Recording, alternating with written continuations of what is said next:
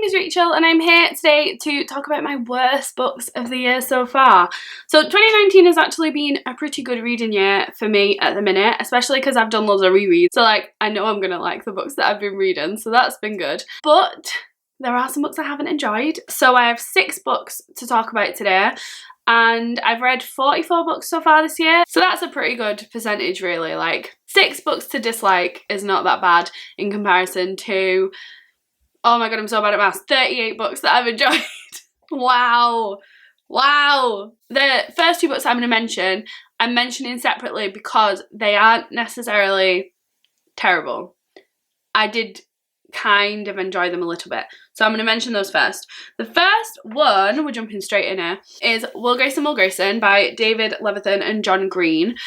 So I did enjoy the plot of this book and the characters in this book, I will say. However, hated the writing style, hated that there is so much like really toxic talk in this book, like really toxic attitudes towards people who are overweight, towards people who like have acne, and just the way that things are discussed. If you write a book for teenagers where people talk like that, you know, they might pick that up, they might start to talk like that, and it makes people sad. Why would you do that? I don't like it. Maybe that's me being a little bit too sensitive, but I don't care. It's my opinion. I didn't enjoy it. One of the things that kind of bothered me with this book is that you have David Leviathan writing one section and John Green writing the other section.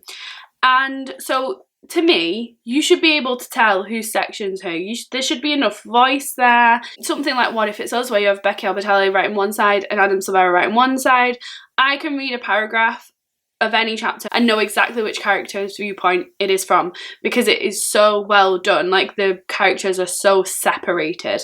However, with this, I feel like they didn't trust themselves to be able to do that. So you've got one half of the chapters written exactly how chapters would be normally, and then you've got another one where there's no capitals, and it kind of felt like we're gonna not put capitals in one side so we can make the distinction between these two characters. And it was like, no, you should be able to make that distinction with your own voice and tone and writing style. Like, I should be able to tell the difference because you should be good enough at writing to do that. You shouldn't depend on just not putting capitals in one side of chapters.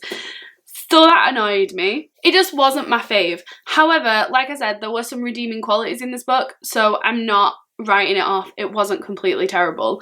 So there's that one. And then the other one, again, that's like an honourable mention on this list but isn't terrible, is More Happy Than Not by Adam Silvera.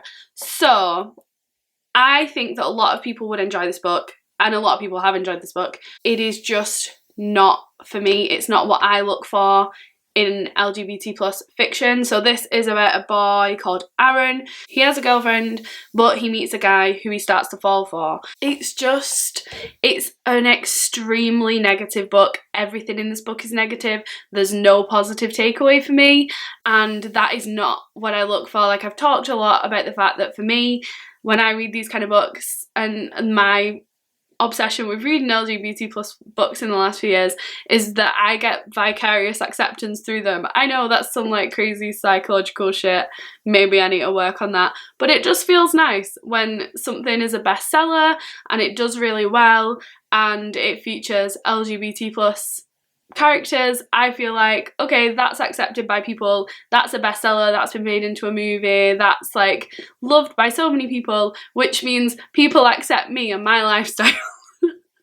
So it's a very narcissistic approach really, but yeah, that's what I read them for. And so this doesn't fit into that. It's too negative and I don't like the negativity, so I didn't love this book. It disappointed me. There was also a really toxic character in this who was like kind of trying to force someone to be with them and to admit they were gay and all this kind of stuff when they weren't, and like it was just uncomfortable. There's also a hate crime / attack in this book that's based on someone's LGBT plus status, which, you know, me and my need for positivity, that does not fit in well with. I get very scared of things like that, so didn't enjoy that. So yeah, this is just, I'm putting this in this list because for me personally, it deserves to be in this list because it's something that I did not enjoy at all, really. However, I don't think it's a bad book. I don't think it's badly written. I just think it is exactly the kind of book that is not for me. So yeah, that's here, but I wouldn't necessarily take it for a complete negative. It depends on the kind of books that you like to read, really. So there's that one. Then we have 2 audiobooks that I listen to and 2 poetry books. So I'm going to go for the poetry first because I've got them here. So the first one is Lullabies by Leav. I think I read this in May, and there were a few poems that I tabbed. That's how you know if I liked a poetry collection, because I'll tab a few of the poems, because I'll normally have tabs everywhere. If you look at my version of Milk and Honey by Ruby Kaur, it's absolutely covered in tabs. So from this you can really tell that this just wasn't for me. The poems were bland and just, there was no real substance there. And these poems that I did like were more like narrative poems, which is something that I really enjoy. And I thought like, oh, it's picking up, but then it just like declined again and just bombed, and I really didn't enjoy it. So I think I gave it 2 stars based on these poems that I liked, but I wouldn't recommend this collection, and I don't think I'll be picking up any more of Leav's poetry, so goodbye to her. The next book I have is a bit of a spoiler for my wrap up this month. It is The Bees by Caroline Duffy. I have never read any Caroline Duffy poetry. I've wanted to for years. I've heard great things, especially about Rapture, I think it's called. So I've been really excited to read this, and I've had this for a while. This is a book that came out while she was Poet Laureate, also shortlisted for the Costa Book Awards, and all I can think of is why. I didn't enjoy this at all. I think I gave it 2 stars, again, because there were a few poems I liked, but I don't even know, I might have given it 1. The poems that I've tabbed, I don't think I tabbed them for the poem specifically. I think I just tabbed them for a line, like there was just a nice line in it. It wasn't even a full poem. I'm really into gardening at the moment, really into plants and nature. There's loads of bees in our garden all the time because we've got all these like foxgloves and shit like that. So like, I thought, oh, this is a perfect book for me to read at the minute. And I read it in my garden when it was really sunny and there were bees around, and I still didn't enjoy it. Like, if that's not a more perfect time to read a book, I don't know when is. And it just fell really flat, and I was really disappointed because I've heard so much about Caroline Duffy for absolutely years upon years. So I don't know if I will ever pick up any more Caroline Duffy. It seems unlikely right now anyway. However, this is a very beautifully published book, I will say, which makes me not want to get rid of it because it's so pretty. The content isn't pretty, it's bland and boring, but, you know, if we're judging a book by its cover, it's obviously fantastic. And then, like I said, next we have 2 audiobooks that, oh no, that one isn't an audiobook, I just don't have it anymore. Okay, the next one isn't an audiobook. I read the physical book, but yeah, I had it in Switzerland, I read it in Switzerland, and I left it in Switzerland. Good riddance, did not like. However, I did kind of like it when I read it. I had very mixed opinions, and it's only the further that I've moved away from it that my opinions have kind of solidified. So that book is All the Bright Places by Jennifer Niven, I want to say, but I can't remember. I will insert a picture anyway, so if the name's wrong, you'll see it on the cover. This book is about 2 main characters. I think it was dual perspective, and basically they meet at the top of a bell tower and they are both considering suicide, and they end up forming a friendship. When I read this book, I remember enjoying it. There were things that I didn't like about it when I read it specifically. One of the main characters, the reason that she is having these kind of thoughts is because her sister died in a car crash, and she has like not dealt with those feelings. So I personally have been through the same loss that she went through, and so I tend to kind of dodge these kind of books. Sometimes I really want to read them, and then sometimes I can't read them, they'll just make me too upset. However, this was an occasion where I was like, I want to read a book with that kind of storyline.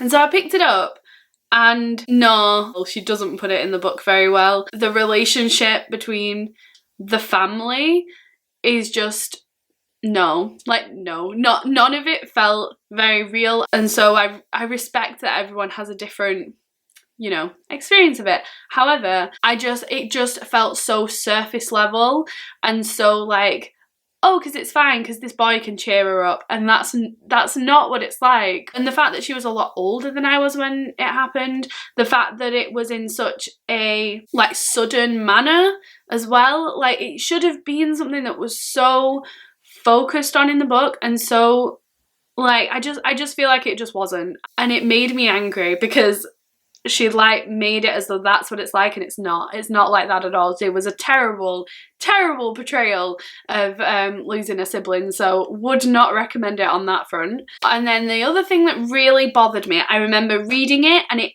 fucking infuriated me. It made me so angry.